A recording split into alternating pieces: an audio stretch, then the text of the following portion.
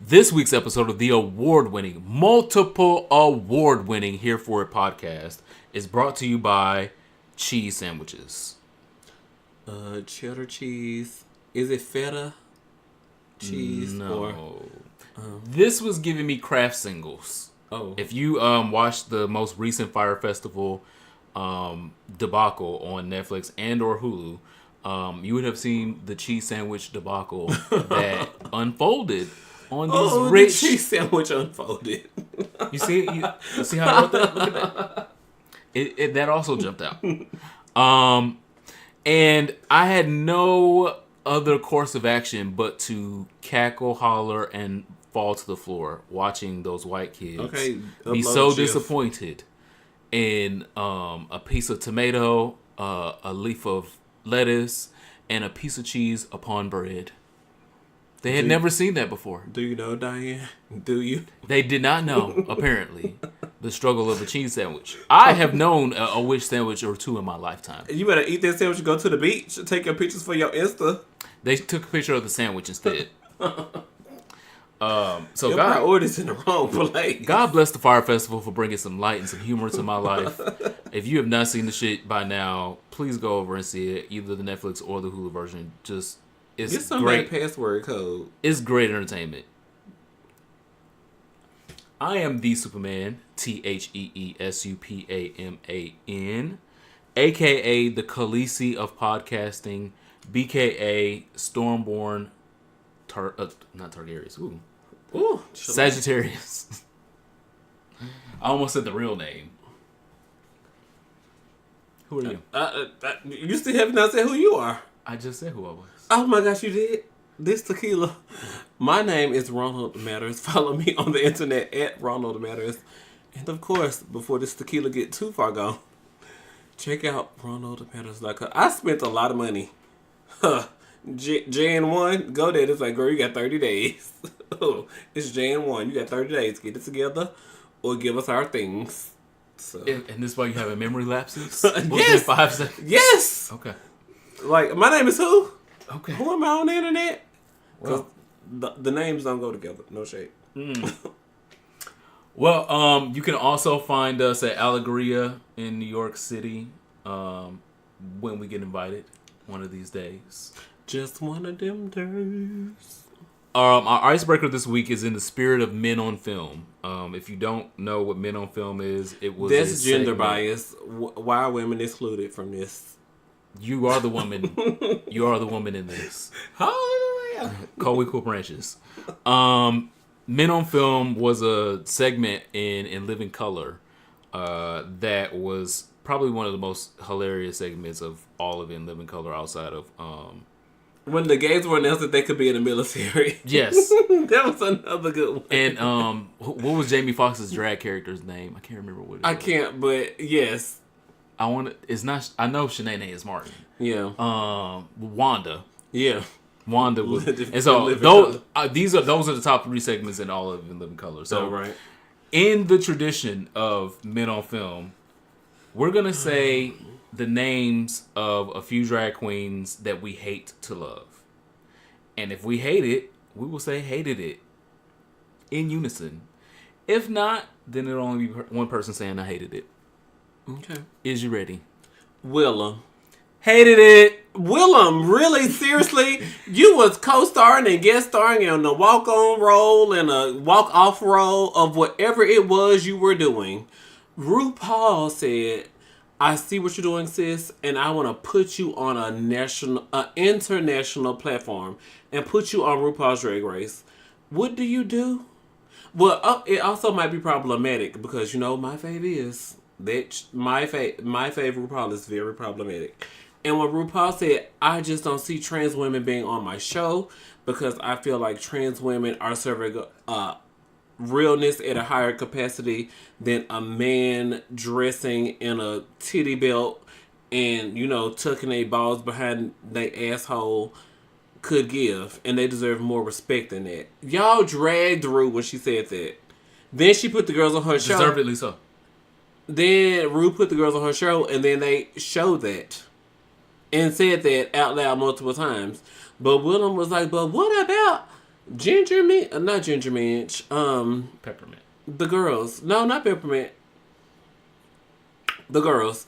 So, I get it. I did think that it was problematic when it was said, but in execution, Rue showed you what Rue meant when Rue said it. So, Willem, she's like, oh, so Gia Gunn had a advantage over anyone else in the competition?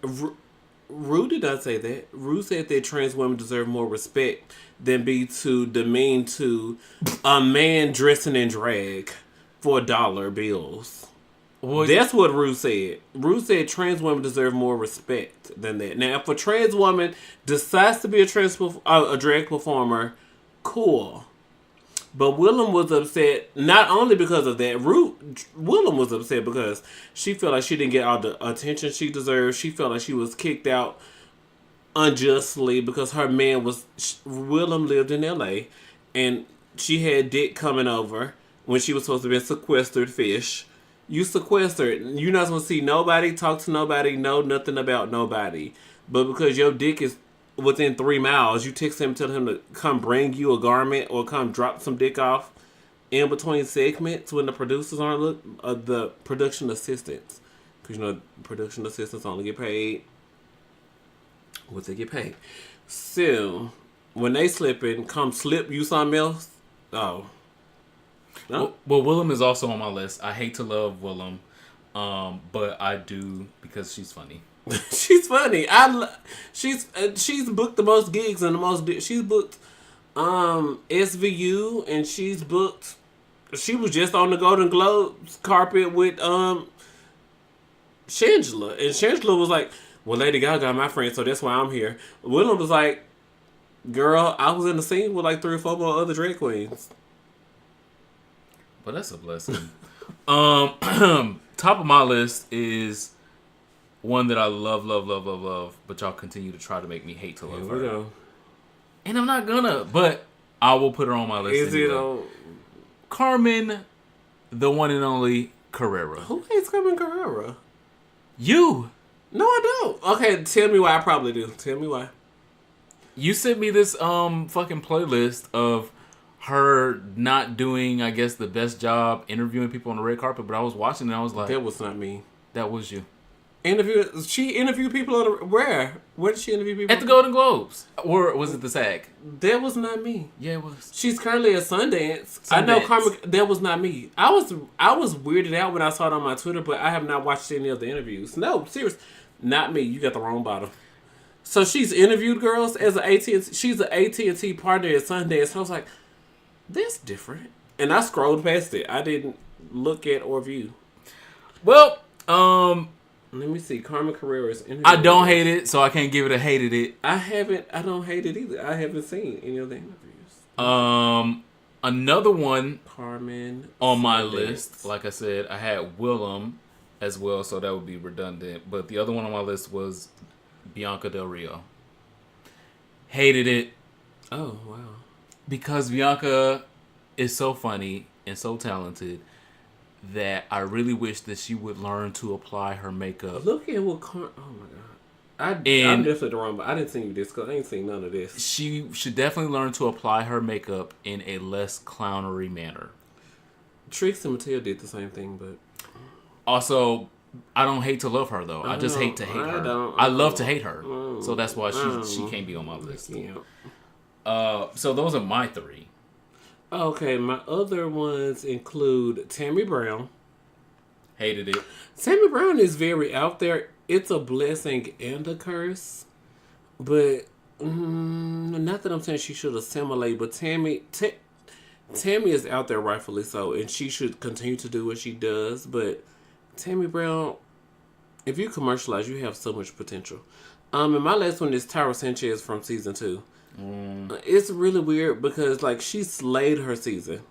Tyra Sanchez slayed her season, and she turned around and I don't know what she's doing with her platform.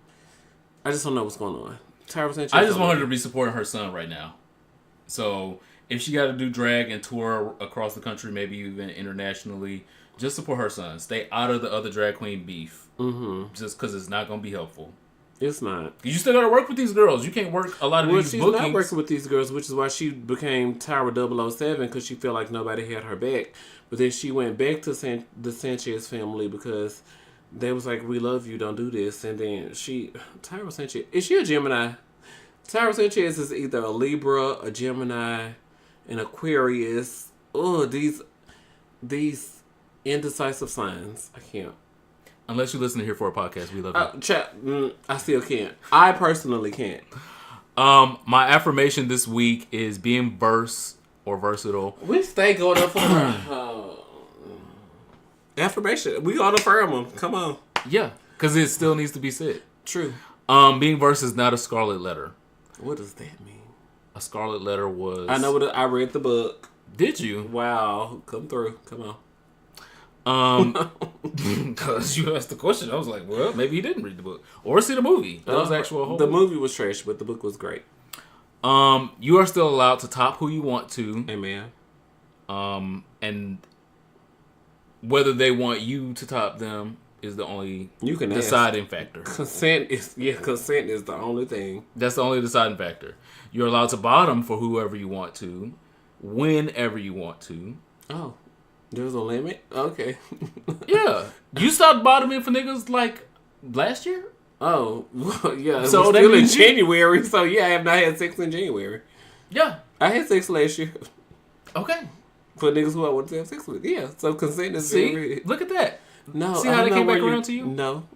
I believe that. Do not be confined or defined by heteronormative traits that have been transferred to the gay community. That's not heteronormative. Your consent to sex, consent in any form is your consent to sex in any form, whether it's head. If I'm just gonna give you a hand job, because the girls think, well, just jack me off. I don't even consent to that, sir. You really not my type. I'm not consent to that. Well, consent is an afterthought. The original part is an afterthought. Okay. The original affirmation was being versus not a scarlet letter. It's not. So I 100% agree with that. That is the heteronormativity that is transferred to the gay community of, oh, well, you verse. What's that? Nope, you got to pick one or the other. Oh, okay. That's the heteronormative that's transferred to the gay community. What's heteronormative about it? That you have to be one or the other. Okay. So in a man-woman relationship, you have to be one or the other. You can't These girls are pagan now, so is that really... But then they still be I'm asking questions. I'm not. But you asking questions you probably should know the answers to. So just because I probably should. No, don't give me that. Don't do all that to me. The girls. So just because just because a woman is pegging a man does not mean he's not putting her in a heteronormative position. I'm asking because I don't know. Outside of that, I don't know. He doesn't make her cook. Wash clothes. She got to stay home with the kids. We're talking about sexual roles. We're talking about verse is not a heteronormative. We're talking about versatility in sex. We're not talking about who cooks dinner. You asked why it was a heteronormative trait. Heteronormative traits are bigger than sex. Okay, but so we're just asking about versatility in sex. So just like when somebody asks you to cook because you're a bottom, that's a heteronormative trait. Okay. Because they see, well, he's feminine, so he should cook, and you don't cook. Okay. So that's a heteronormative trait that you're saying, okay, well, I don't really accept that one. But you will accept the one of, well, I'm the queen in the relationship. Okay. It can't be two queens in a relationship. Why not this heteronormative to believe that there can't be two queens?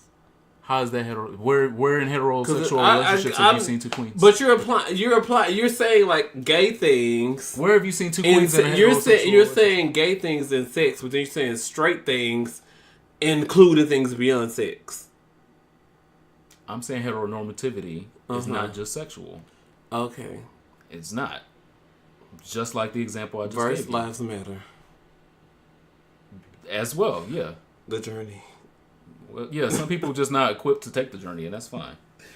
Thank you guys so much for leaving us your reviews on Apple Podcasts. We have reached 100 reviews on Apple Podcasts. I scrolled yesterday, and then I scrolled today, and I couldn't find out what the 100th review was. Probably was a hater. But thank you guys so much. We reached 100 reviews on Apple Podcasts. We also are continuing to chart in Zimbabwe. Where else I tell you? The Bahamas. We are charting everywhere on the Apple Podcast charts. So thank you guys so much to all of our international listeners, wherever you are. Follow us. Send us a message. Where are you listening from? What do you like most about our podcast? We are definitely interested in what you're getting so we can make sure we give you more of it. Yeah, there's that. Well, this week's in Hot Topics, Ariana Grande's track list for her upcoming album was released, and outside of the songs that I've already heard so far, I am most excited to hear Break Up With Your Girlfriend, I'm Bored. I feel like that's got to be a mood. That is so heteronormative. That's the target word. That is so heteronormative. Break up with your girlfriend because I'm bored.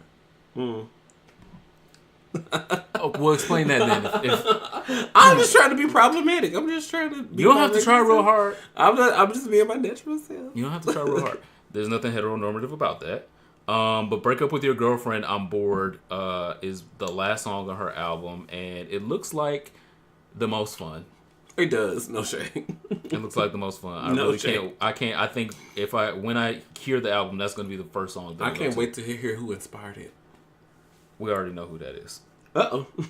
All her other boyfriends is either dead or single. That is so rude. That's the truth. That's the truth. What else is going on? Apple's glitched yesterday. I'm so intoxicated. Oh my god. It's jumping out. Apple's glitch yesterday is gonna get all y'all caught up in these streets. All y'all. He gonna hear the bitches moaning. If I call him and I hear a bitch in the background, I'm going over there. Okay, you gonna get caught up. You gonna run up on the wrong one. Y'all just need to get an Android if you gonna be out here backsliding and shit. Cause can't nobody do that. Huh? You can't. You have to actually be It was a tone. Can't nobody do that. You said it real high. You speak in that tone. You don't know now. Okay. So get y'all a burner phone if you're gonna be out here backsliding and fucking around and shit, because obviously your Apple device is not protecting you from. Call him on FaceTime while it's ringing. Click to add another person to that. Then text yourself, and then add yourself to the group chat. Then that way you can hear what's going on his side, whether he answers the phone or don't. Well, I saw it real time. Someone called somebody that I was hanging out with, and he was trying to say no to the call, but it wouldn't let him say no to the call. Wow. And then the girl's face popped up, and she was looking at him and was like, "Are you on date night?" No, he was not on date night, but I know the ambiance of my place sometimes can feel like date night to other people. But I saw it happen real time. He was like, "No, I literally was trying to say no, cancel call, end call, don't answer," and it just wasn't going. And she just popped up and was seeing everything going on in the background. So the shit is real. Apple does not have your best interests at heart. Next, probably one of the most important is fuck the Supreme Court for holding up the trans ban that y'all's president. We did not get to report that last week, and I just feel so bad. Well, that happened after the episode. But the trans ban was upheld in a 5-4 decision by the Supreme Court. And it's because of y'all's president. This is why we got to get him the fuck out of here. Because he has put this shit on the table for argument. And there is no argument about whether trans people deserve a space in our country. Because if they can't be in the military, where can they be? The military is the biggest employer of trans people in the country. There is no bigger employer. There are 15,000 people that we know of that are in trans status, transitioning currently in the military. There is no bigger employer than that. So if we tell all 15,000 of them they got to get the fuck out the military, where are they going to go? Where should they work? To write all their discharge paper. I'm like, oh girl, I'm gonna be busy for the next 6 months. No meetings. I can't do nothing. So as a proponent of Don't Ask, Don't Tell, as a proponent against Don't Ask, Don't Tell, I firmly believe in the Don't Ask policy for this current situation. I think the don't tell part was the most problematic, where you couldn't say, I'm gay, I'm bisexual, I'm trans. That was the problematic part. We can keep the don't ask part, because it shouldn't be none of y'all motherfucking business. It ain't. Who I'm fucking, who I'm sleeping with, what I'm changing my genitalia to, what I feel like as a man or as a woman. It's none of y'all motherfucking business. It's not. The only thing that should concern you as a supervisor, as a manager, as someone protecting the readiness of a unit, is can that soldier, can that airman, can that Marine, can that seaman, can that Coast Guard execute their role successfully? That's it. Not anything else. Not what their hair looks like, as long as it's in regulation. Not whether they are wearing male or female dress attire. Are they wearing it in regulation, and are they wearing it correctly? Those are the big questions that you should have as a supervisor or as a manager. The military will always be a microcosm of what happens in the country. Amen. So things that we test out in the military, in weapons spheres, in medical spheres, even in human relations spheres, we test out. We find what's successful, and then we sell it to the civilian population. They impact the private sector, yeah. So this is setting up the export of hatred from the military to the rest of the civilian sector that can say, well, if the military don't want your trans ass in there, I definitely don't want you down here at the Walmart. Okay, because if I get my coin from the military, or if I get a donation from the military, because I employed this many military fish, then you ain't helping me. I need my tax cut as a company. So if the Supreme Court is willing to uphold this, be prepared for it to get to Main Street very, very soon. I'm not here for it. Y'all wait till it get warm outside. Look, I'm not marching as the bottom. I'm not marching when it's cold. But you live like April 25th get here. Sign me up. I'm making a poster. Yeah, I'm absolutely not here for it. And we should definitely be paying a lot more attention to our trans brothers and sisters while this is taking effect. See what we can do online before we have to get down here to 1600. And identify who you can personally support in your own circles. Of these 15,000 service members, I know some of y'all know some of them. Oh, because this current shutdown, y'all had food banks, y'all had shelters, y'all had forgiveness programs on the credit cards. Y'all had okay, well, this 15,000 Americans impacted. What y'all gonna do now? And these are the troops that you also say you support. Veterans. So, support the troops or don't support the troops. Don't say you support just the ones that look get like out get out the way with this fraudulent mirage teeth. Don't just support the ones that look masculine and are in combat arms, because for every one combat arms soldier, Marine, seaman, there are 12 that support him or her. Amen. And those 12 are just as important, because without them, that combat arms soldier, seaman, or Marine couldn't do their job. Sure can't. They couldn't go to the front lines. I'm out here in the front lines, and I don't know what to do. And not have the ammunition to fight the enemy on the front lines because somebody in the support didn't provide it.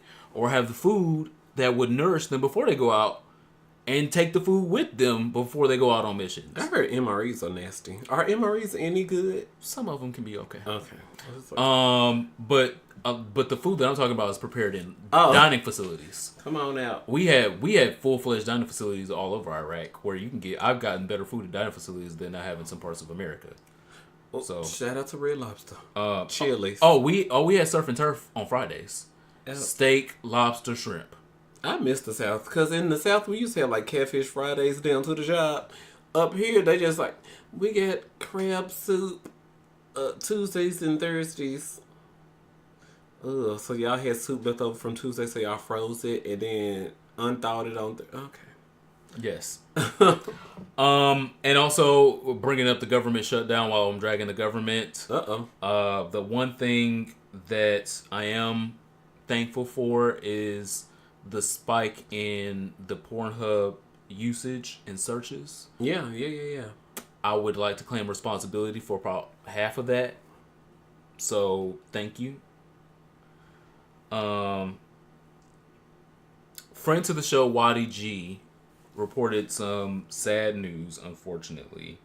on his glisted.com blog. He reported that one of the last remaining black gay clubs in the New York metropolitan area is closing. I thought they had a GoFundMe. They do, but if they don't make the target... Oh, my God. Yeah, because I shared his link. Yeah, and that's why we're talking about it today, because we're going to post a comment in our description. If you would like to be a part of change and keep this historically black gay club alive in New York City, you can click the link. You can donate as little as you want, as much as you want. But this is one of the last black gay clubs in the whole Northeast area. Because north of New York, ain't no black gay clubs. What's the name of this club? I didn't hear you. Langston's. Langston's. All right. Langston's in Brooklyn. Langston's in Brooklyn is where I hosted my 20... I don't say, how old were you? 26th or 27th birthday party. Oh my gosh, and so they were very, very, very kind to me. I always had a good time anytime that I went to Langston's. It is a bit far if you don't live in Brooklyn. If you live in, the Manhattan, Harlem area, sometimes they get to complaining about getting on the train for an hour. I'm like, well, come down to DC and see if you get on the train for an hour. Oh my God. Did you get triggered? Yeah, okay. I was trying to be subtle about it. No, it was not. There was subtle. Okay, there was no subtlety to that. But again, Langston's one of the last black gay clubs in all of New York. Shout out to Calvin and Eric, the owners. We love you. I definitely want to send y'all positive vibes and support, because I know what it could be like to lose a baby. Like, this is their baby. It's been their baby for decades. And so there are really no other black, owned places in New York left as far as clubs. I think there are there's a couple bars, maybe a restaurant or two, something like that. But clubs, like we used to have, it was about 10 black owned clubs. Escuelitas. Well, that different. It was the brown girls. It was brown. That's a minority. Yes. Damn, you didn't even want to get a brown girls no love. Wow. I always get a brown girls love, but we're talking about. Even when they shit, you like, okay, it's brown, but okay. Who's gonna wash these sheets? Me. Oh. You don't wash your sheets. Here we go. Drag the bottom. See how I was trying to have his back, then I got dragged. Here we go. As black LGBTQ plus Americans, finding public social spaces where we feel totally included and celebrated are often challenging in many major cities, as we see our nightlife staples close one by one due to gentrifications and the risings of rent and taxes of our favorite spots. That's the opening word that YDG wrote in regards to this. Amen. I'm like, bitch, that was a testimony? Yeah, and it is an actual issue, not even just in the Northeast. Definitely here in DC as well. Amen. We've lost all kinds of black. I don't think the girls own nothing besides Bachelor Mill. Yes, Bachelor Mill is the last one. But okay, so go south of DC. Virginia, nothing. These classy gays in DC, I'm not going. North Carolina, there's one small one, and I think a white person owns Scorpions. Scorpios, yeah. Scorpios. I had a great time at Scorpios. Scorpios is fun, but I think a white person owns it.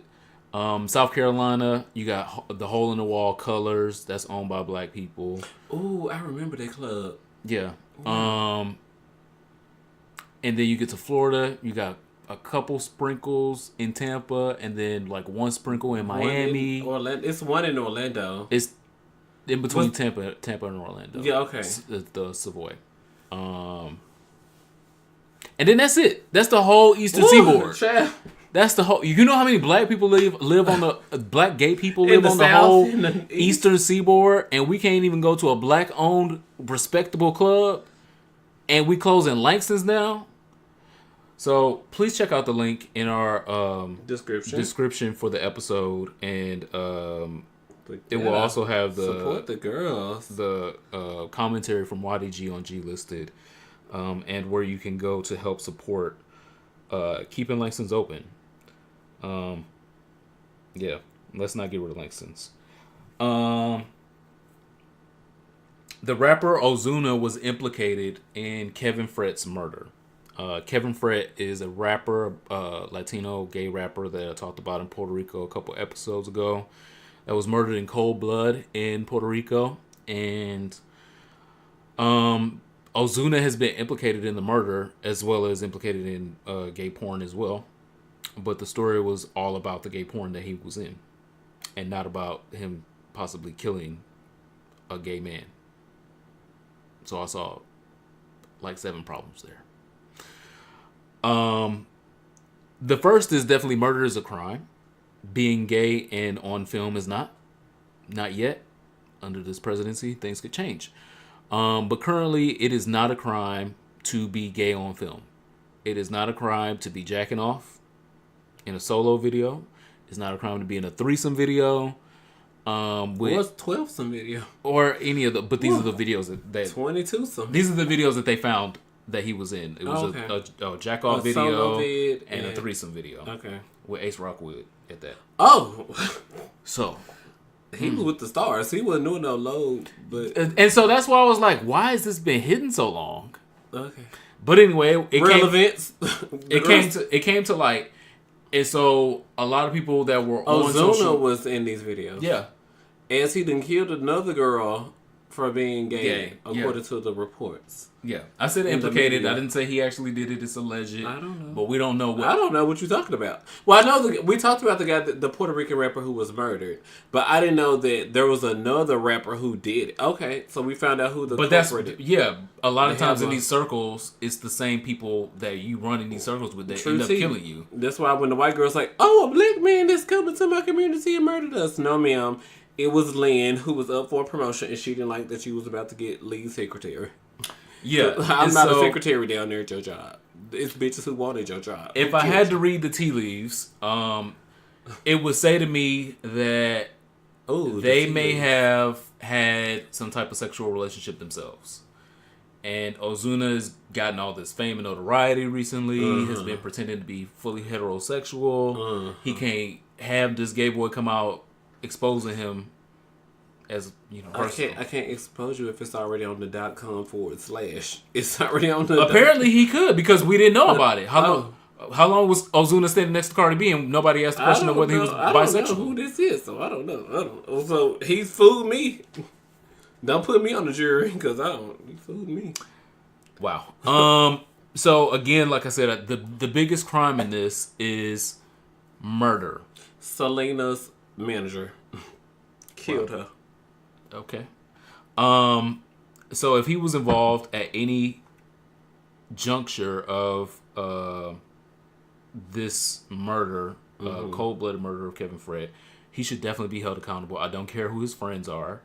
I don't care who he was rapping with and that they got the number 5 single in the country for a couple days. I give no fuck. I don't care. If he kills somebody, send his ass to jail with these motherfucking niggas colluding with Russia. They all got to go. Kamala Harris is the attorney general in their state. Well, or the district attorney, at least. No, they're in Puerto Rico. Kamala Harris. They're in all the way. Yeah. Okay. Kamala Harris is too strict. And when shit like this happen, y'all need her. So. Next, there was also a video that was circulating around the internets. Definitely on the Shade Room. The Shade Room had it posted as late as yesterday. I hadn't checked today to see if it was still posted. But it was about the young lady that was raped at Opera in Atlanta. They posted that? They did. The Shade Room, y'all could have told the whole story without posting the video. Confirmed. But maybe their audience is the target audience who needs to see it. And they still acted a fool. Oh. They still acted a fool all up, down, through, and around them goddamn comments. They were like, well, 5 minutes ago, she was turning up and having fun and dancing. Before she was drugged. Basically. Before the drug kicked in. And so the drug kicked in. The nigga took her somewhere else. And we don't know if she was knowingly trying to record or she was just like trying to pull out her phone trying to call 911. That's that she was on Instagram Live a lot of the night. Or whatever it was. She was on Facebook Live a lot of the evening. Yeah. But she happened to also click on Facebook Live in the middle of the rape. Oh my God. She was saying... I don't out like this? She was saying, no, help, leave me alone, all of this stuff in the video that you could audibly hear. You couldn't see, like, penetration, but you could tell something was happening to her in the video I saw. And the issue that I have with everyone with the affirming comments of the man of, well, you know, she was turned up, he was turned up, they was turned up, you know, stuff happened when you go to the club. Rape is rape no matter what the situation. If you put a drug in my drink unknowingly, I can still either say, yeah, I want to have sex with you, or no, I don't want to have sex with you. I'm too high. At any capacity, like, at any point, you could literally be about to put the head of your dick in. And she has agreed all the way up to this point of the head meeting the pussy lips. And then the second. Because you ain't got well, yeah, it might not be. You got seconds. You got multi-seconds. You got milliseconds. Yeah, milliseconds. You got time. No, you got time. Whatever time you want. You can still say no. You can say no. And he has to respect it. And he got to get the fuck up on away from you.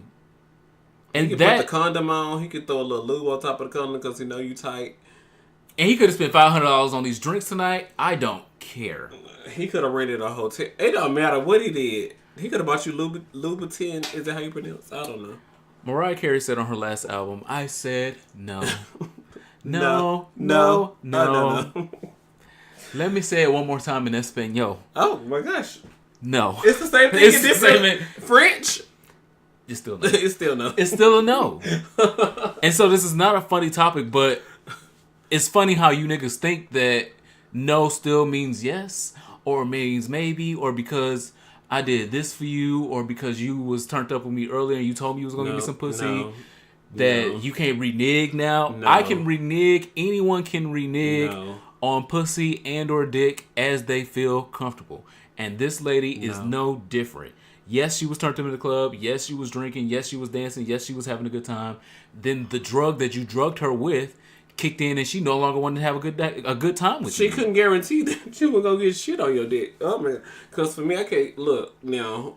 I'd be carefully manicuring this experience. Okay. So, whew. So that rape is I'm absolutely not here for. I can't believe I'm not here for any rape, but I can't believe the Shade Room posted the actual video. Wow. Yep. Their audience is the target audience who needs to see the encounter so they can be incited to give a fuck. But wow. There were people advocating that opera be closed because it happened at opera, and I was like, because it happened at opera, it could have happened. It could happen anywhere. Any club. It could happen anywhere. Opera is not rape prone to be a club, according to things that we've seen. Well, yeah, I posted there. I've been there. We've been there for years. We've been going there for years. It's not. It's no different than a lot of other Atlanta clubs, except it being bigger than a lot of them. If he's doing it on the third Saturday of the month, he's not just saving all his date rape drugs for the third Saturday of the month. Next but not least, unfortunately, I wish that I did not have this story to report on, but I have to. Jussie Smollett was gay bashed last night in Chicago by white supremacists who shouted MAGA sayings and wore ski masks and poured bleach on him, tied a noose around his neck, and broke a couple of his ribs. Also all reported by Chicago's chief of police. Yeah, the Chicago Tribune, TMZ, the girls. So some people were minimizing it and saying, you never know who it could have been. He's trying to push a narrative that the MAGA people are like this. And I'm busy. I'm smart. I'm not even that busy. I'm signed to Columbia Records. I got to keep up with Beyonce. I'm signed to Fox. We compete. Well, I don't know who they compete with on Fox. Star is a valid show, but also co-produced by my producer. So not a real competition, but I got things to do. I'm trying to sell records. I'm trying to sell a TV show. I'm top 10 of my genre at least. I don't have to compete with nobody for nothing. Attention for what? I'm out here all around the country saying Black Lives Matter, Gay Lives Matter, nominated and winning GLAAD Awards, Gentlemen's Foundation Awards for all of my work in the community. I am out here doing things. The Lord's work. Now, I'm going to fault Jussie Smollett. Security. Jussie Smollett, I'm faulting, but I'm asking it in the same vein. I don't know what's the right word here. Did he not feel that he needed security where he goes? Or was he... that's my question. I don't know. The security concerns. Yes, there are security concerns. But this was outside of his apartment building.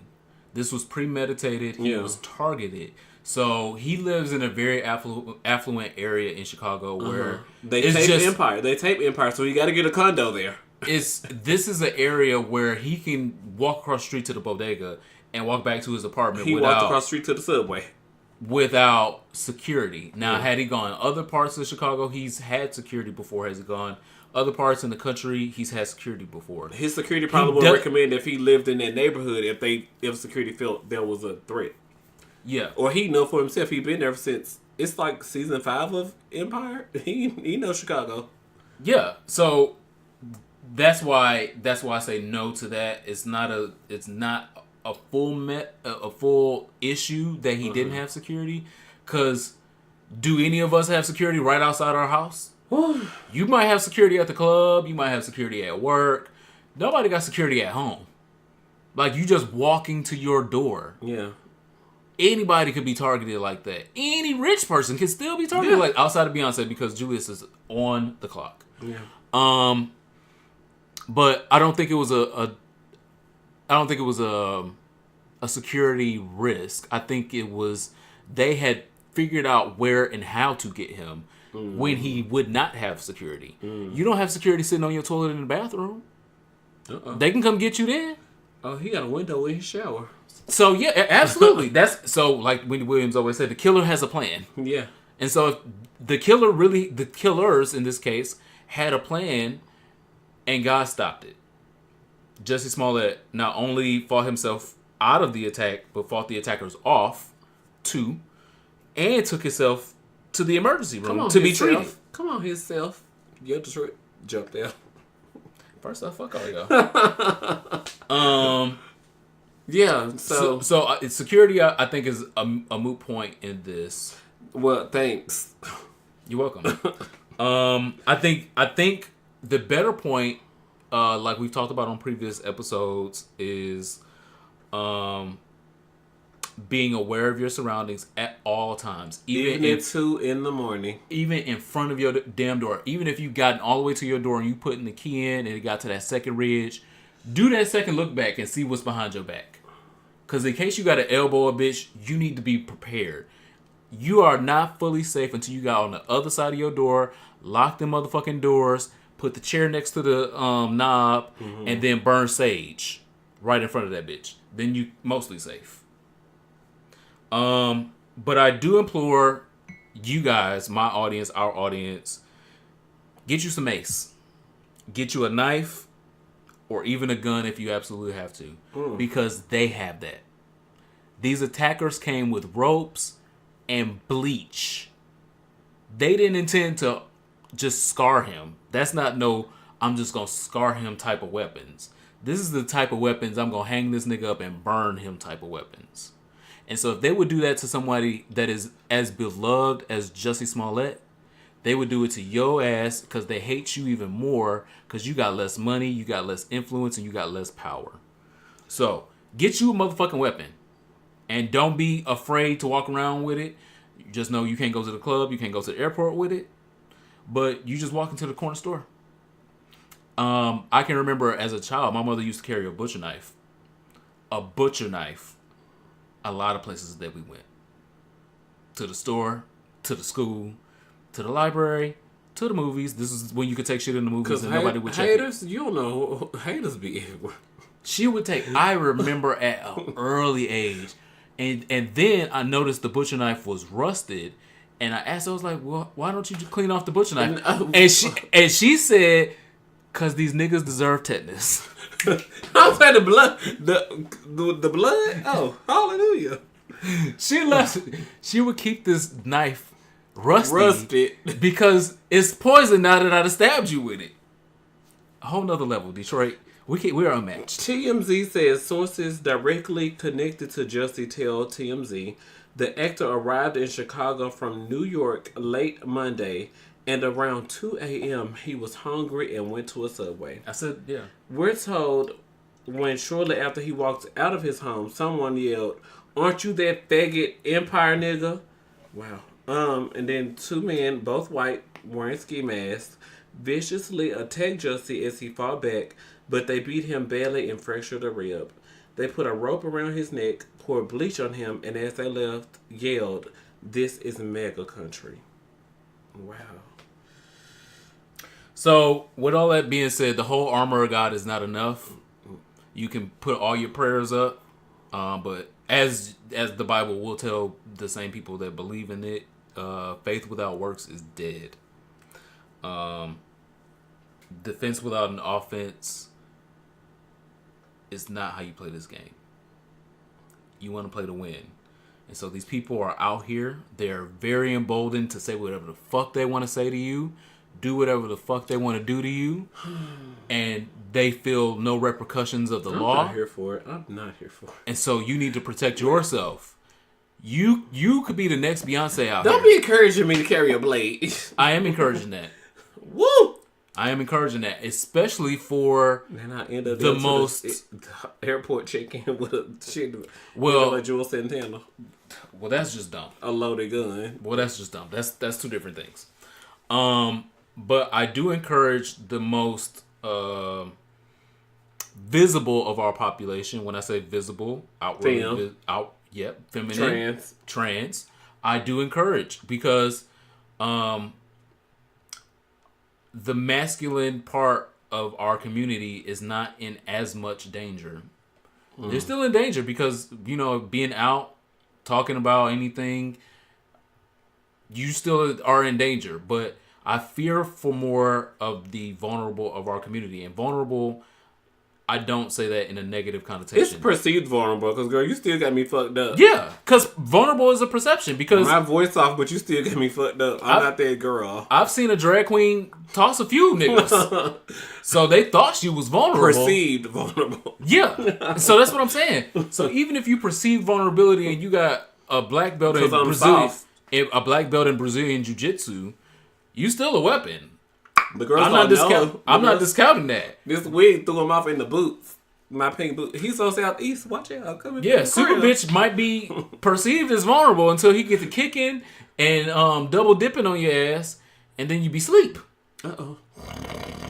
So, I don't say vulnerable as a negative connotation. I just say it as what people may perceive you as. Mm-hmm. And so if people may perceive you as vulnerable because you 5'2", you a little femme, you might be androgynous presenting, they feel like they can take advantage of you, rob you, perceived. Yeah, they may perceive these things. Then they walk up on you, you got a Glock in the back pocket. Okay. Very Hiso Southeast. And you got a surf combo out here. Yeah. Last but not least, RuPaul's Best Friend race happened. Amen.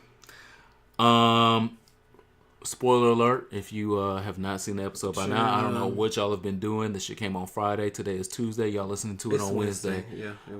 I don't know what you're doing with your life. You got to fix it. Look, I had a double shift, okay? Listen, okay, well, I'm about to speed it up for you. My favor's gone home, unfortunately. I don't know how we're going to go on in this competition without Valentina. She said, look, in this coconut head of mine, when I conjure up a fantasy, it becomes my reality. And I believe that. I live. And I was like, I definitely want to see more of this. Because that's the cheat code to life. Self-awareness. Telling little gay boys to dream. Telling little gay boys to Yeah. Self-esteem. Yeah. Esteem of your motherfucking self. Do you know how much self-esteem? I know I can achieve it. Whitney used to say that. You know how much self-esteem you have to say, you know what? It's a fantasy, but it's my reality. In my reality, I didn't do the worst out here, even though other people think you did. True. No, she did. I said other people. I didn't think she did. I know that that's your favorite, so I be trying to throw shade a little taste. Well, fuck you and them as well. But in her fantasy, she didn't. Yeah.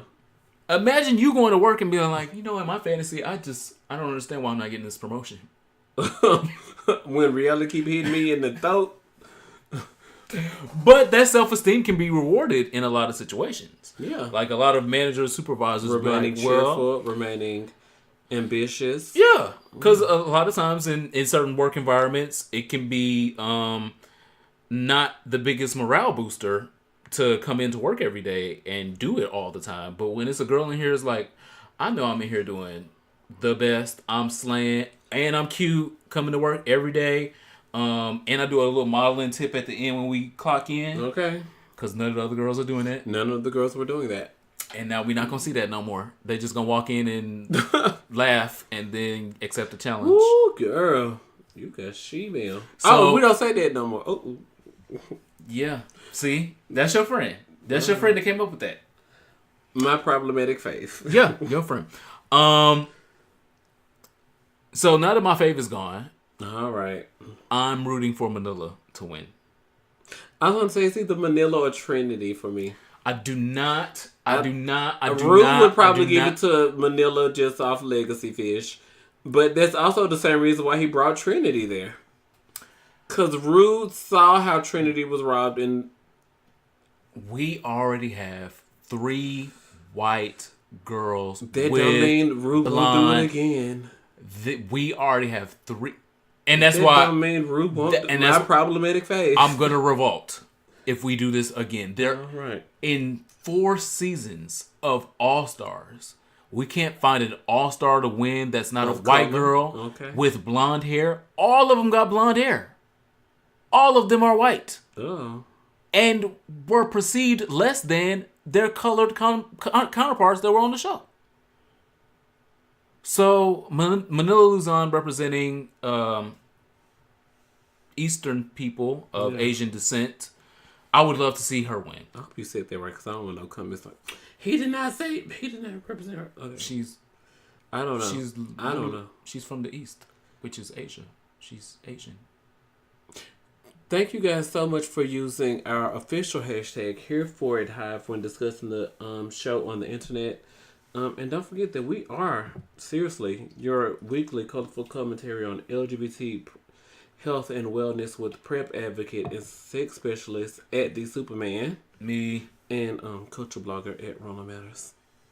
Y'all love how we gave this to y'all 3,000 minutes into the show.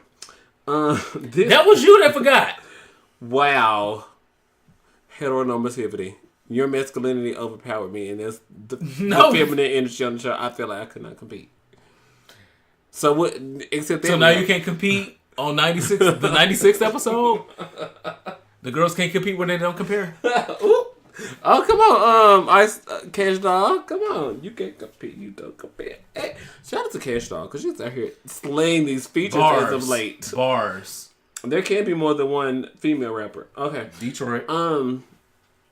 This week in social studies, Johns Hopkins is reporting that more people are dying annually from Hep-C complications than HIV. Hepatitis C. Of course, a lot of people are newly being diagnosed with HIV, and they are expected to live full lives when they stay in treatment. Hepatitis means inflammation of the liver caused by 3 different viruses, hence Hep A, Hep B, and Hep C. And the chronic version, Hep C, has no vaccine.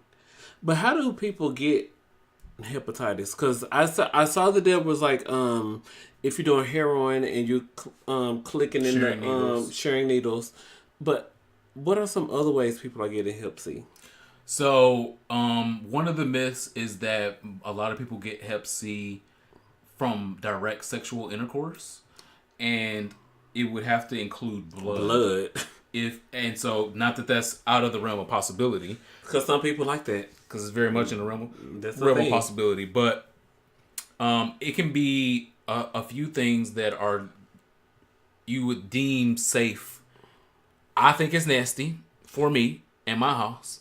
But what y'all do over in y'all house and holiness, blood play, piss play, blood play. Well, not even just that. Like we saw Tamar sharing a toothbrush with. I mean, not Tamar. That was Portia. Same difference. Real Housewives of Atlanta. Same difference, really. Same education level. Just one can sing. Because we don't Portia. Anyway, flatline, literally. The song and her music career. Portia was sharing a toothbrush with her then fiance, and I called it out as disgusting when I saw it. But that is a way that Hep-C can be transferred because brushing those gums that can be very loose with gingivitis because of also a secondary infection is common with people with Hep-C, and now you're transferring that blood from their mouth. Oh, they can have soft gums because due to the Hep-C. Yes, and if they brushing it hard, not even hard, just enough, just brushing it thoroughly. Not even hard. You can be using a soft brush and then be hitting the gums, but because the gums are so soft and so sensitive and so degraded because your body is under attack, bleeds. With a virus, because Hep-C is a virus. And that blood is in the bristles of the toothbrush. And now you done put the shit in your mouth and brushing it into your own goddamn we thought it was mucous cute. membranes. We thought it was so cute. No, the fuck, we did not. I said it was disgusting and nasty at the time because I know outside of Hep-C, there's so much other shit you can transfer. You have a nursing degree. Don't be judging me. I don't have one. Also, do not share razors. You can do the same with razors. The Gillette. Yeah, any shaving razor. Can I share it if it's a Gillette? Is Gillette safe? Or no. If it's not brand specific. Razors. Things that cut hair that may Clippers, trimmers? Clippers are different. Clippers are different than trimmers. So a trimmer, you just line your beard up with... or shape your beard up with, but you're not like cutting. Like a clipper, you cut to like line up, and that is a little more aggressive, dangerous because you're cutting and you may cut like piercing to bleed. The skin. Okay. And then that same clipper, if not cleaned properly with barbicide, can still carry the virus, and that's why it's extremely important to go to clean barbershops that clean the clippers in between people to cut hair. So you're charging me $40 for what? For what? Possible exposure to hepatitis C. Nail clippings, also the same thing.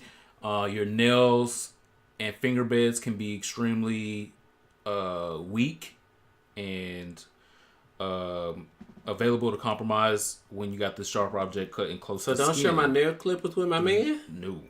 What if like I pour some peroxide or some alcohol you can on clean the them. Yeah, you can alcohol clean them. Like, the clip. But get two. They're $1. His and hers. Oh, like faucets. All right. Other personal care items that may have come in contact with anyone's blood at any point in period of time. That's why you shouldn't be sharing fleets. You shouldn't be sharing enemas, shower units. None of that. Anybody's personal items. Get your own personal item. Now, a hairbrush, you can't bleed. Nobody's bleeding from a hairbrush. I'm gonna say no. So, I'm not advocating you can't share a hairbrush. Don't be rude. But things that may have possibly pierced their skin and come in contact with their blood, that you may then also reintroduce the virus to your bloodstream with. Those are the things that you want to stay away from. The World Health Organization reports that antiviral medications can cure more than 95% of persons, this is a quote, with hepatitis C infection, thereby reducing the risk of death from liver cancer and cirrhosis, complications of Hep C, liver cancer and cirrhosis, but access to diagnosis and treatment is low. So the World Health Organization is saying that. Who? But America's Center for Disease Control says a total of 2,967 cases were reported in 2016. But they also admit, they did a little confession, semi-usher tease, that they do not have appropriate funding, and due to the lack of resources, encouraging people to get tested for Hep-C because there is a specific blood test, that they actually think that new diagnoses in 2016 was around 41,000 people. So the World Health Organization has my question is, bigger purview. That's why.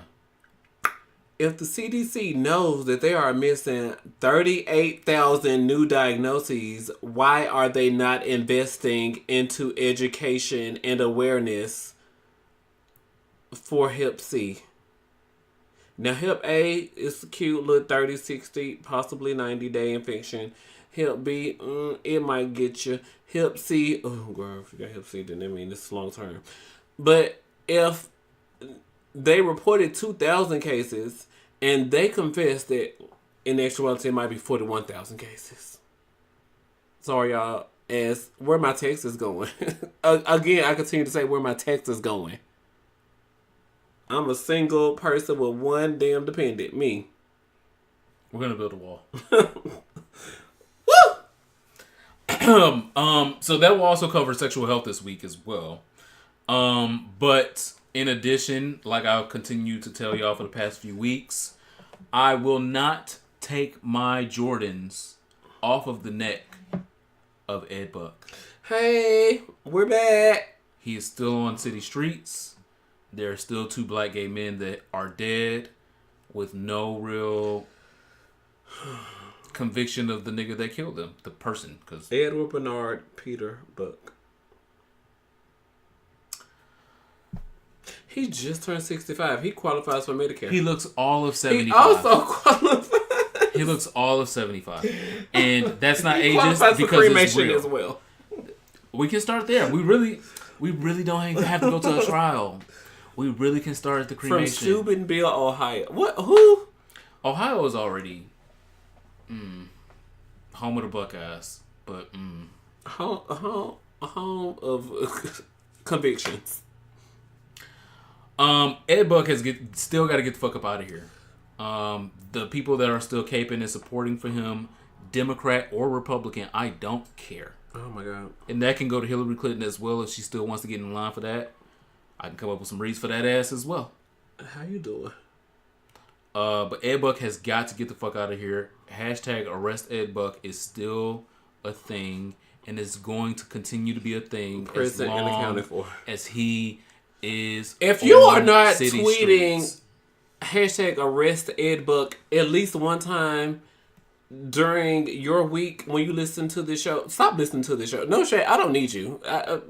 Because arrest Ed Buck. 2 black gay men are dead, and we are 2 black gay men sitting here every week telling y'all, hey, can somebody at least tweet it so press mentions can go up?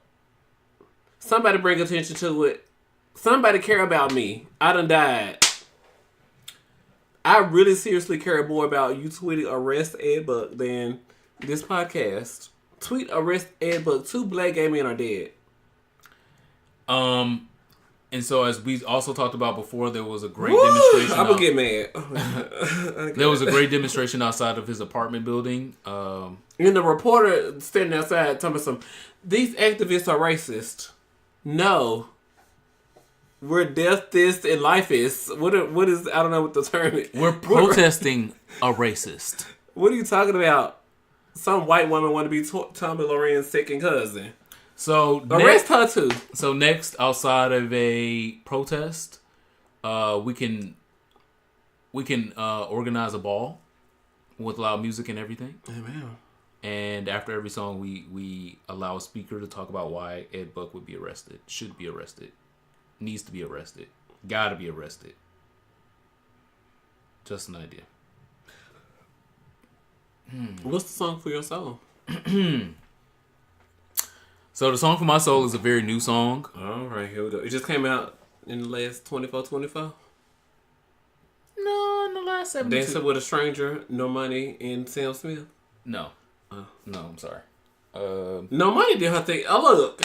Y'all give No Money a mic and a light, okay? A mic and a video camera. It's a video. No Money does her things. Okay. Y'all can have that as well. But you lived for the his single from his last album. I live for a lot of things. I'm way too good at goodbyes. Yes, I do. I live for a lot of things Sam Smith does. All right. I haven't got around to that yet. No shade, because it do be like, bitch, I didn't even go up for this when it was a single.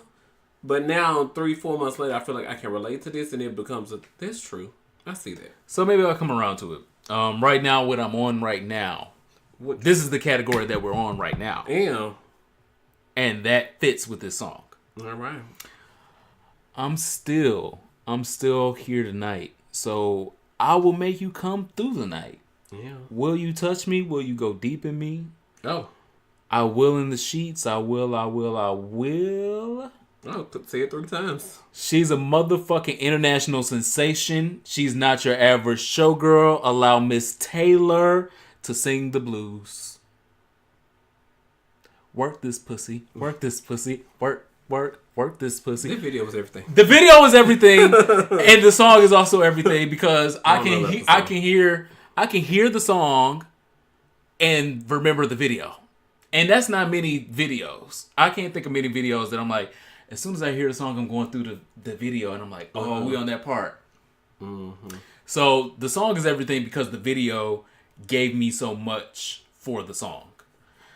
In the video, if you have not seen the video yet, please go check it out. You will get your whole life. In the video, Teyana Taylor is giving us the things that Teyana Taylor... She does the things. Yep. Always gives. And again, this is not a video where she's using gay people as a token thing, as a prop. Like, gay people are very much the center of the video. Ball culture is very much... She belongs to a house, I want to say. If she's not a 007 right now, she's belonged to a house. One of the 007 girl was in the video. Yeah, she does things. 007 mean I don't belong to a house right now. But that one girl that was in the documentary, she left the house and was in between houses, basically. But she was also killing girls at the balls. Literally killing them at the balls. And that's also why she was 007. They couldn't deny her. But this has the house representation that I want to see from mainstream artists. Tokyo Styles, Malone Christopher, no matter how problematic. A lot of the girls. And so I don't want to see nobody else embracing ball culture without doing it to this level, to this level or better, because it's still like I can think of other things that she could have did. Yeah, like we could have had like an actual ball. That was what they did. But there was a lot of other people that walked the ball that didn't make the video. And now that I had a question with, but it was also Teyana Taylor's video. That's what I'm saying. So I'm like, but a ball would have had Teyana Taylor walking femme fatale against another girl. My 1 minute. In my video, but also this could be a 9-minute video. The record label is not going to understand that, and the record label is not going to put all their money into that. And Kanye was editing my album on the plane, so child, commitment to the product. Lena Waithe was also present. Yeah, she was, and fine. Come on out. So that was that on that. I loved the hood Cinderella story aspect of it. That was very much updated since the last time we saw Brandy pretending to be Cinderella. It was an updated hood version. I lived for that. I lived for the House of Petunia because Petunia is like an ongoing thing between her and everyone around her in her camp, and I think it's funny. Yeah. And last but not least, Iman Shumpert was in the video. And so House of Petunia, my imaginary sister friend, and then Iman, my real hubby, baby daddy. All right, so I had the whole fantasy, the reality. I had all the things. See, that's what I'm saying. So she made her fantasy reality as a music video out here right now to be consumed. But she need to put Iman in all the videos. We don't see him enough. He was also in the Fade to Fit or whatever it was called. Faded, yeah. Sure. But I mean, she's had a music video or two between then, and we could afford to put him on in all these videos. He's a prop. If anything, he should be the prop.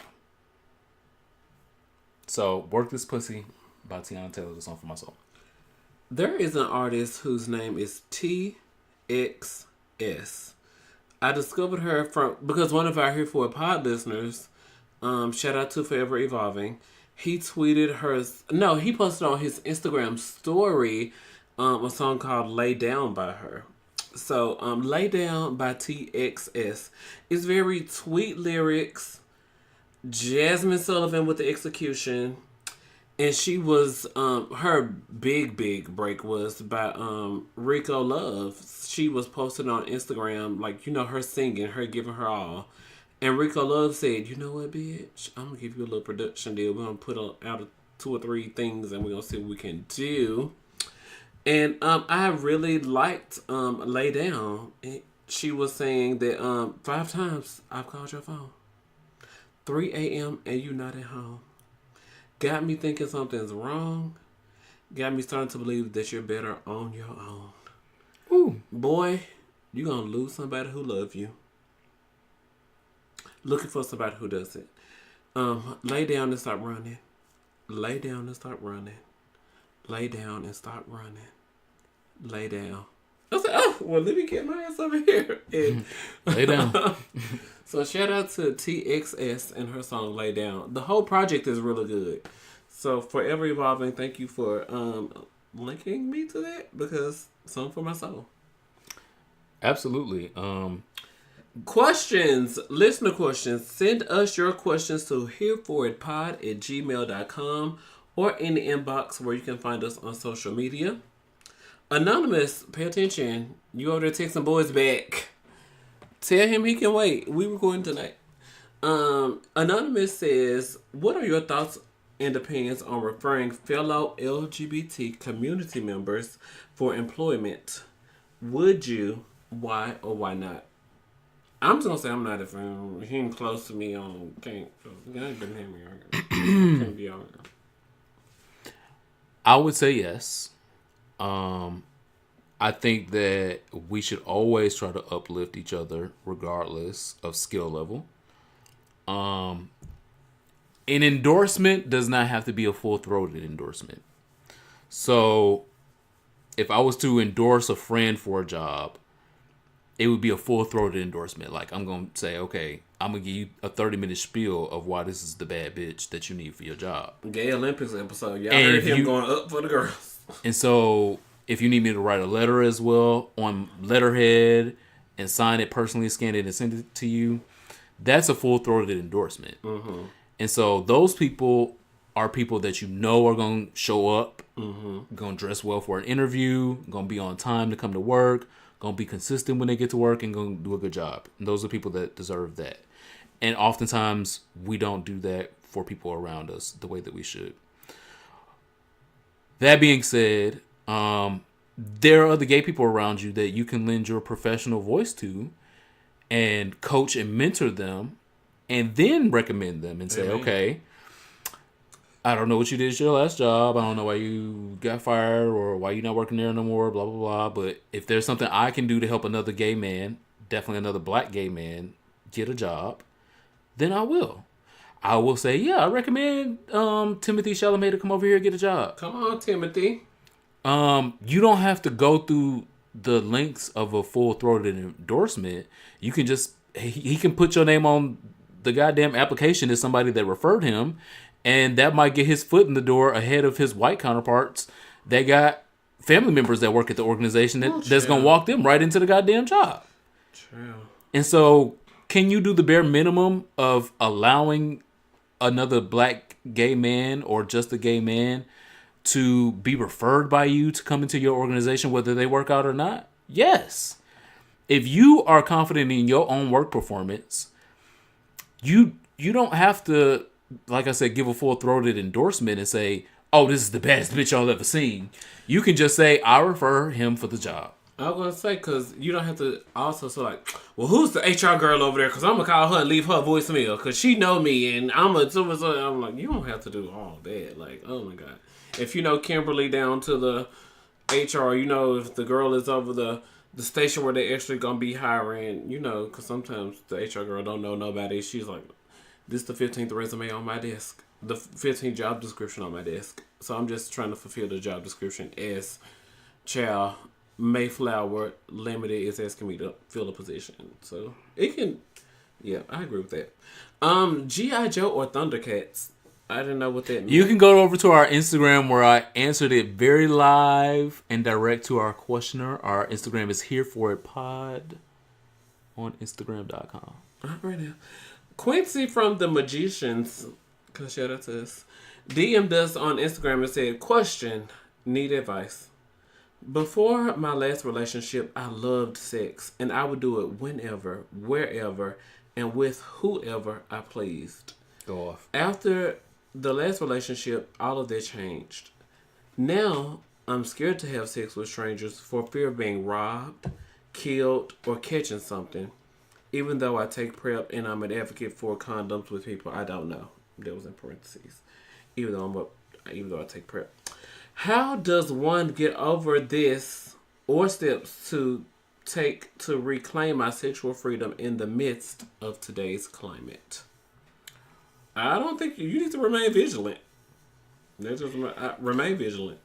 Well, vigilant is not making him happy. So he's writing a letter to say... So be vulnerable and susceptible? No.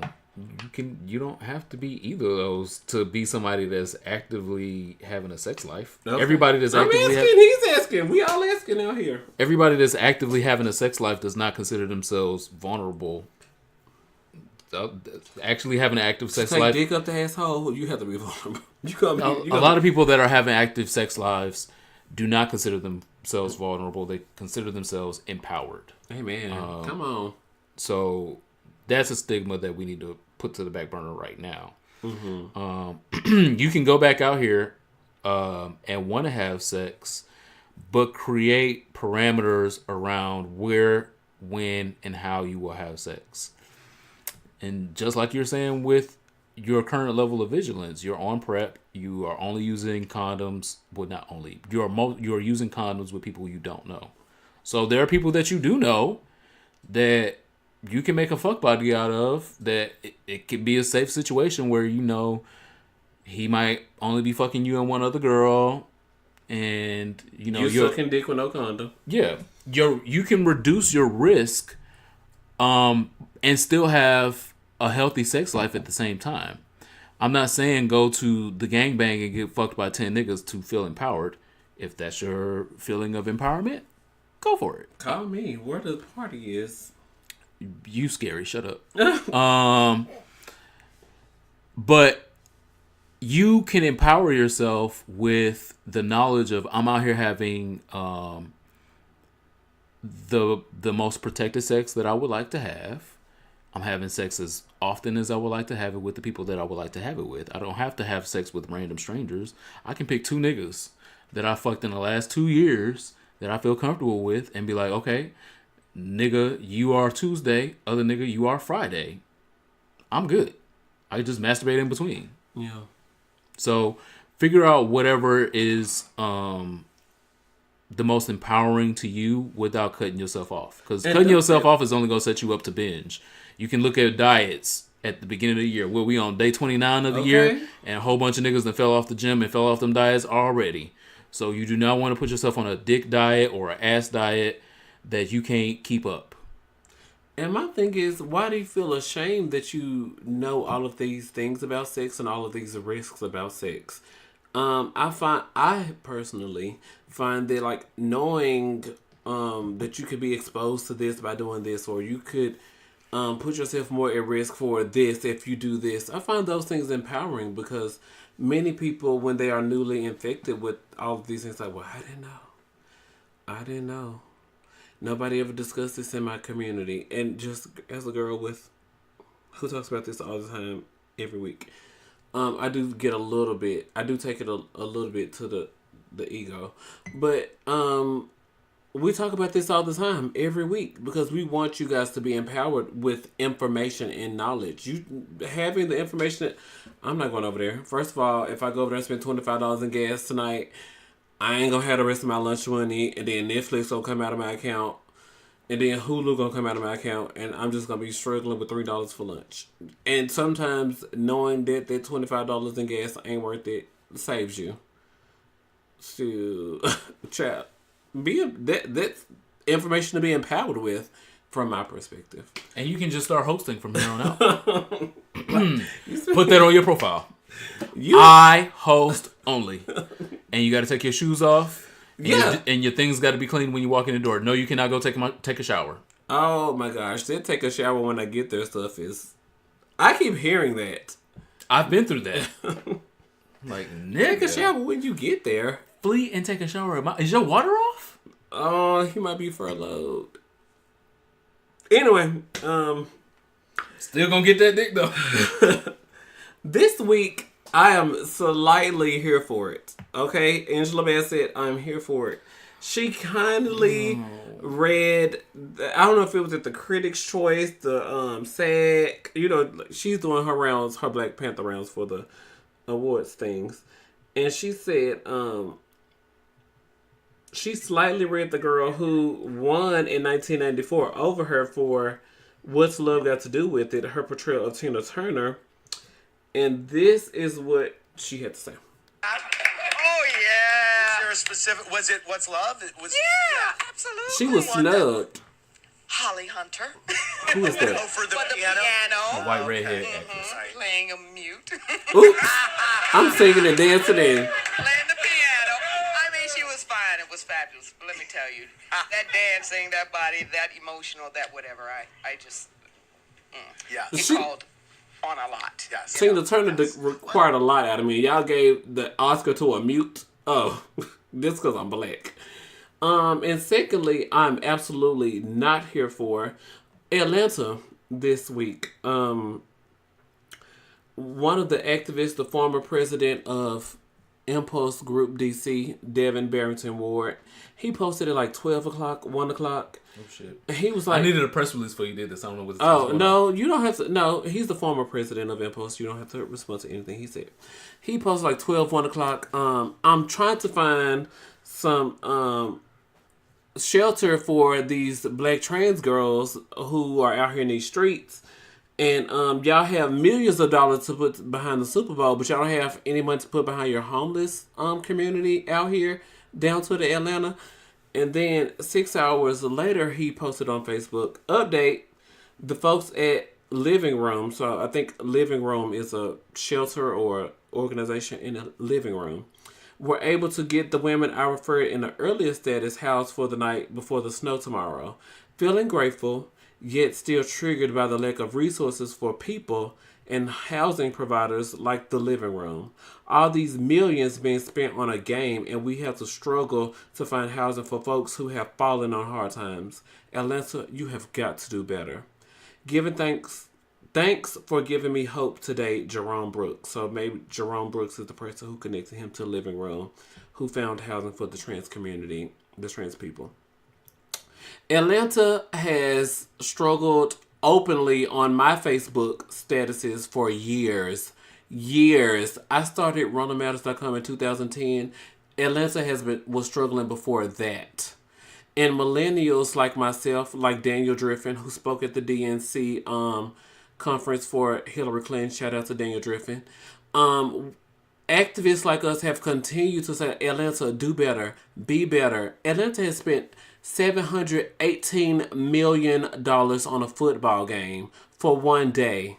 They built a whole new Mercedes-Benz stadium because it was projected in 4 years that Atlanta would be the host of the Super Bowl. Yet Atlanta cannot find efficient transportation for people who do not have cars. Atlanta cannot find, for people who do have cars, fill the potholes up. So driving a car feels like a luxury in this city. And for people who are homeless, I was looking on Twitter earlier today. It says if a homeless person asks you for $10 for parking your car in that area, give the homeless person $10. What are the homeless people doing? I don't even know. I'm afraid to ask. They're protecting your car. So a lot of times, if you just park your car in a random ass neighborhood, you ain't never been over here before, this homeless person lives over here. Bruh, they know the corners. Get away from these cars. Oh, wow. They're very drug dealer-y. It's not drug dealer. I mean, I'm trying to think in something I can relate to. They're using a skill. The area. They're using a skill set in the vein of security. And I know this area. You give me $10, I'm going to watch your car. I know you're going to be in the game for 6-7 hours. I ain't got nowhere to go, nowhere else to be. I'll be here watching the cars. Yeah. And so nobody going to break into your car and steal your shit. Because they nobody at least have a knife when they come, somebody or something comes to try to break in or take or something. It's, I don't know. It's specific for different homeless people. But on Twitter, it was saying if a homeless person says, give me $10 for parking your car here, you give the person $10. It's never happened to me where I gave a homeless person $10, $5, or whatever they asked, and I didn't come back and my shit was safe. Where it wasn't safe. Yeah. It was always safe because they were there watching. They were there keeping other homeless people from stealing out your car. Yeah. Keeping the robbers away. Say, hey, oh no, bro, this is my street, just my corner. I'm watching this. I'm gonna have to pop you if you just or reputation because you are here homeless with me. So. Do you want a turf war? Oh my god. Okay. I don't know about all that, but I saw that on Twitter. The homeless part would park your car over here and the homeless person asks for $10. Give the homeless person the $10. So $718 million on a 4-hour game for two teams that we already know the New England Patriots are slated to win because America's rooted for the Rams, but I don't watch football. I think the money should be invested in education. Atlanta people on the internet saying that y'all should give this money to a better transit system in the city. Y'all could give it to the homeless people of the city.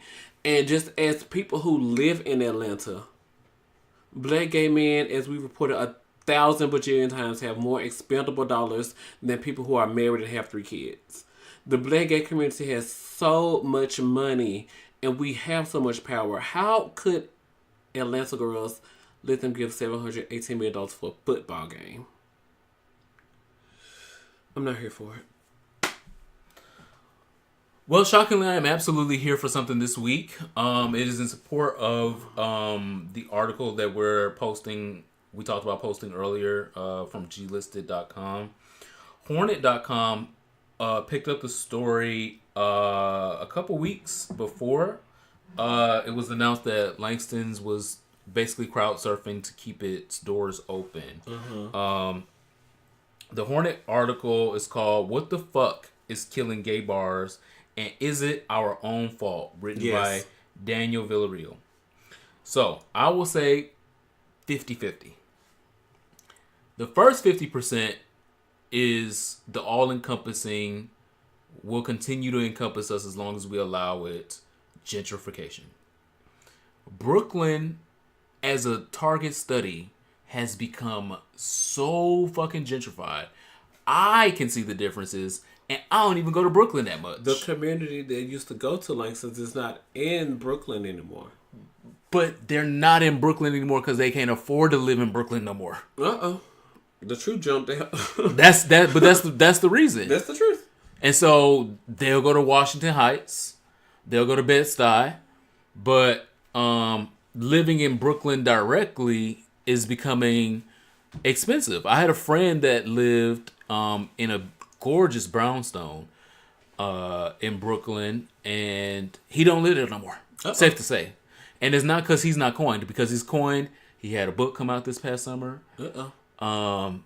Speaking across the country still, but they had to sell the brownstone because the price was going up. The taxes was too much for the area. Nothing is time. And so the Hornet article also pointed out gentrification, but the other 50% that I would like to note, and I think is more also responsible, is the result of LGBT people moving out of neighborhoods. Mm-hmm. Thus away from the gay bars that are in the neighborhoods, the gay bars and clubs, and into larger suburbs.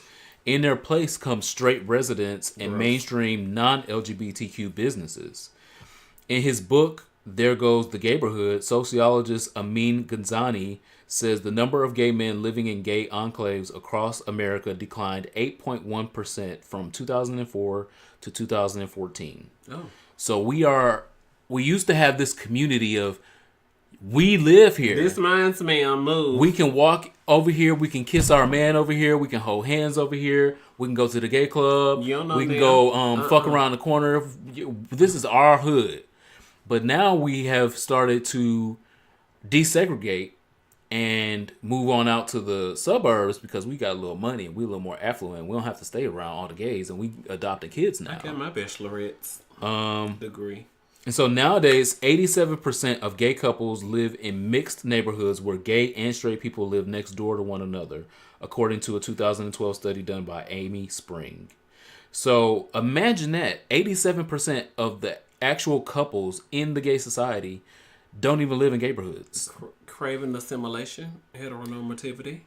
You said it, not me. A little bit. Because you said heteronormativity was gross earlier, but it is. And so that leaves only 13% of couples that live in gay enclaves or gayborhoods. The study did not measure how many single ones do, because I imagine off the charts. But that coupled with gentrification is the reasons why we have a decrease in our own community clubs, which can be called community centers, really. Because when you think about community centers in straight neighborhoods, the community center in my current neighborhood, very straight. Yeah. Very straight. But they still have music. They still have game nights. They still have movie nights. They still have something going on Friday, something going on Saturday, where you can just go and be around people in your neighborhood. And in the neighborhoods, those numbers, those places are diminishing. So it's a great article written on Hornet.com. Like I said, it's called "What the Fuck is Killing Our Gay Bars and Is It Our Own Fault?" And I say 50-50. I'm absolutely here for the study. So it has come to our other favorite part of the show. Oh, mine is leaking. Don't leak on the AC adapter. It's our last call. All right now. So if you have liquor or ooh, this sneeze trying to come out. Okay, I'm trying to hide it. Oh God. Or a smoothie extract that you would like to take Come a on, shot. Smoothie King. Take a shot of with us, please do so.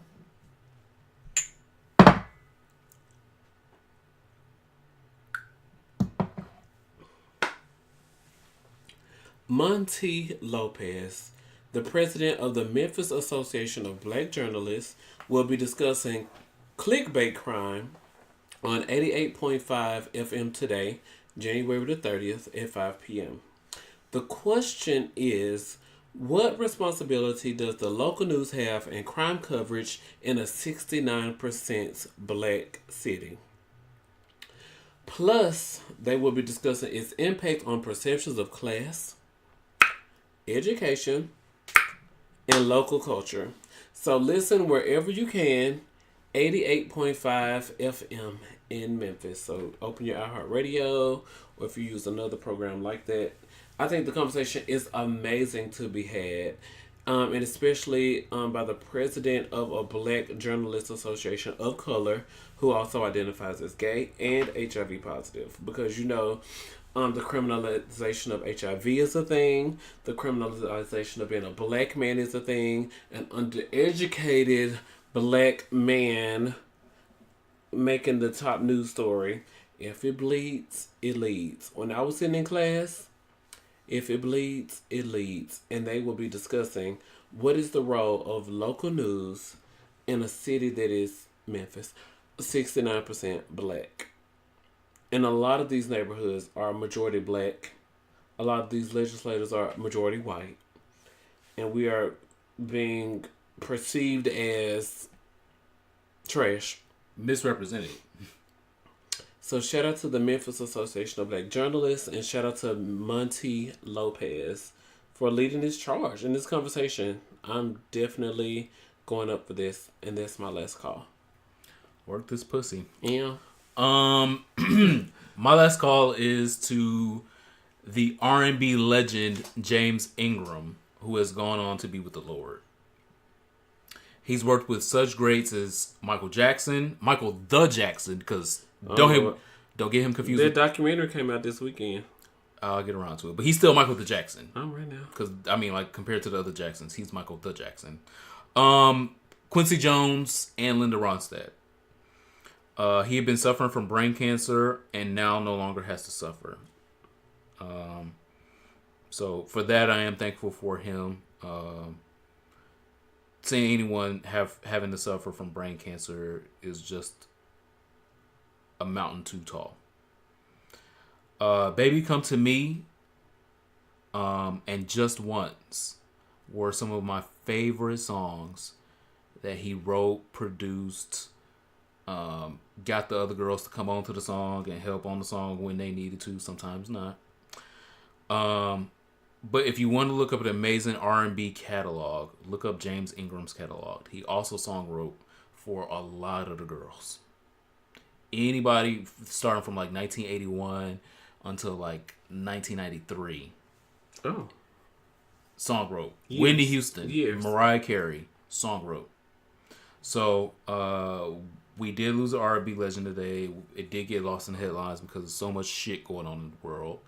But I definitely want to remember him here because he had such great music and he did contribute a lot to music and a lot to our faves from the time period. So rest in peace, rest in power, James Ingram. That is this week's episode of Here For It Podcast. Make sure you are following the show on the internet at Here For It Pod and hereforitpod.com. My name is Ronald Matters. Follow me, girl, sis, ma, on the internet at Ronald Matters and of course ronaldmatters.com. My name is Patreon, and you can follow me over at patreon.com/hereforitpod, where you can get all kinds of bonus content that we record and only release to one audience. I was looking at some of this stuff. I was like, I don't remember recording this. Our Patreon audience. Talkative Tops. Yeah. Would You Rather? R9, we talked about the Rihanna. Black Keys, White Holes, we talked about Max Connor and how he makes us feel. Okay, The Balls. Jill Scott was on something with The Balls, and we was Power to the Penis. Oh my God. And our most recent one today was involving the Queen, Beyonce. And When We Fell in Love with Beyonce. So if you would like to know the moment that we fell in love with Beyonce and see if you also fell in love at the same time. Oh. Get over to our Patreon right the fuck now. This is our episode. We'll see you guys next week. Bye. Bye.